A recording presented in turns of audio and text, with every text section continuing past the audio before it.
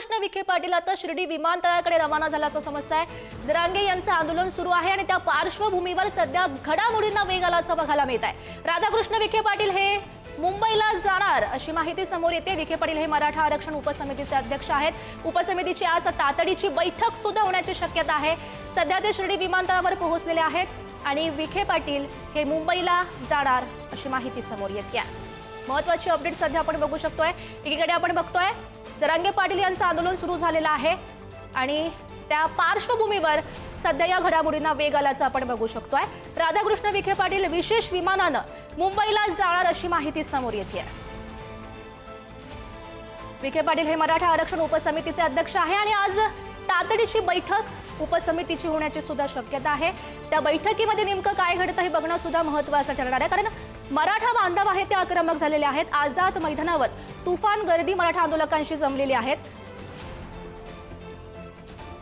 आणि या संदर्भात अधिकची माहिती जाणून घेऊयात। आमचे प्रतिनिधी प्रशांत शर्मा सध्या आपल्यासोबत आहेत। प्रशांत, गौरी, मनोज जरांगे पाटील हे आता आझाद मैदानावर पोहोचलेले आहेत। उपसमितीचे अध्यक्ष जे आहेत राधाकृष्ण विखे पाटील हे 2 दिवसापासून आपल्या शिर्डी मतदारसंघात होते।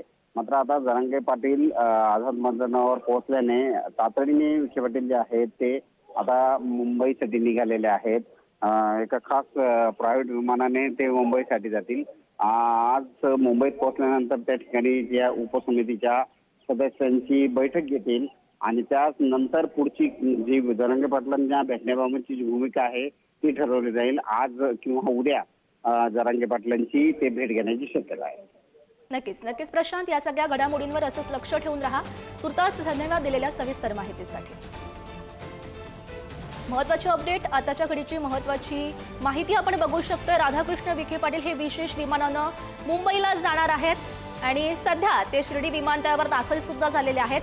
आज खरं तर तातडीची बैठक उपसमितीची होण्याची शक्यता आहे। त्या बैठकीमध्ये नेमकं काय घडतं हे बघणं सुद्धा महत्त्वाचं ठरणार आहे आणि विखे पाटील आहेत हे मराठा आरक्षण उपसमितीचे अध्यक्ष आहेत। नेमका काय निर्णय घेतला जातो या बैठकीमधून हे बघणं महत्त्वाचं ठरेल।